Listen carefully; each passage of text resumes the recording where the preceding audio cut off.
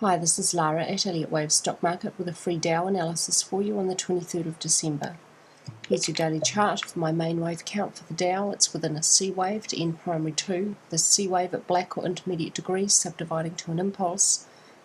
We've had a blue or minor 1, 2, 3. I expect we still don't have the end to blue or minor 4, and then we'll have a blue or minor 5th wave to the upside. I don't expect that wave 4 blue was over here. It is possible, but we would have to count it as an A.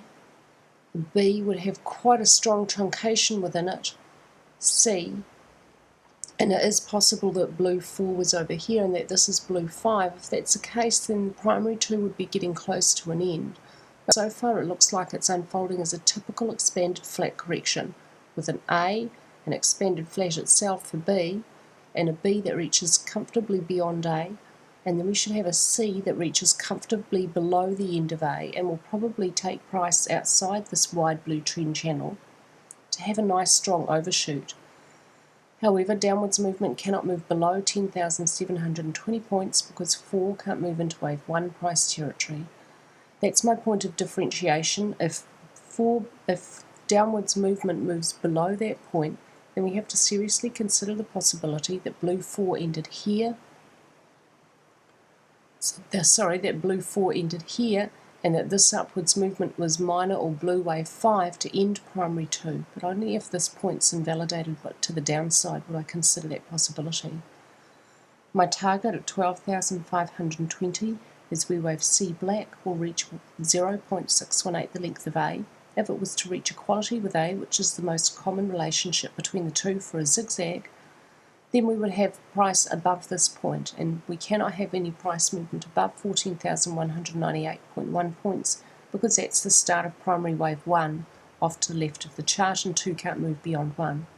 So taking you now to a 4-hourly chart, we're going to have a quick look at all of this C wave.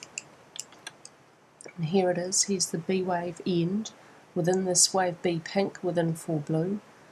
Within wave C, it's an impulse subdividing to a 1, 2, 3, triangle for 4, and working on the end for wave 5 now. The momentum's decreasing as we get towards the end. We've got a lot of divergence with price trending higher and MACD trending lower.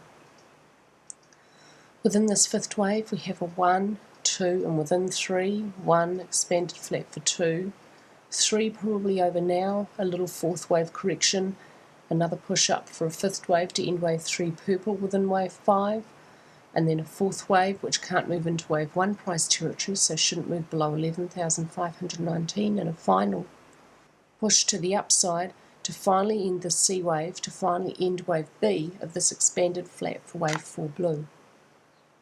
My target to the upside at 11,608 points. Wave 5 orange will reach 0.618 the length of wave 3 orange, and at 11,655 points, wave B pink in its entirety will be a 138% correction of wave A pink, which is the upper end of the most common ratio between the two for an expanded flat. Here it is on an hourly chart, and this is just the end of recent movement. It's had a little bit more movement since I did this chart. Here's the end of that 2 aqua, and then this is the middle part of this 5th wave with a 1, 2, 1, 2, 3, 4, 5, 3, 4, doesn't move into 1.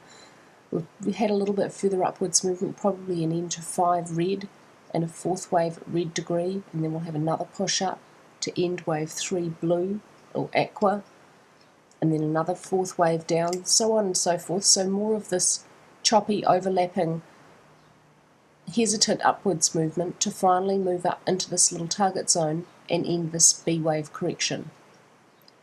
If we see price move below 11,519, that's going to be our first indication that the trend may have changed from up to down. So taking you back to that 4-hourly chart now. This is an important price point. Movement below there into this wave 1 purple price territory, I wouldn't really want to put this too much lower. We could try and put it here, but I think it looks like an imperfect leading expanding diagonal. Well, and leading diagonal, expanding or contracting, the wavelengths aren't perfect. That's pretty common with diagonals, so I'm not too concerned about that. Price movement below this point is going to be our first indication we may have had a trend change at minute degree. Movement below the lower edge of this channel that I've drawn here on the 4-hourly chart will also give further indication. Finally, movement below this point, the end of this fourth wave triangle, will give us our final indication that the trend has changed and B pink is over and C pink to the downside is underway. So I expect this is an expiring trend, lots of divergence, and the wave structure is pretty much complete. You can also see a wave count where the wave structure would be complete.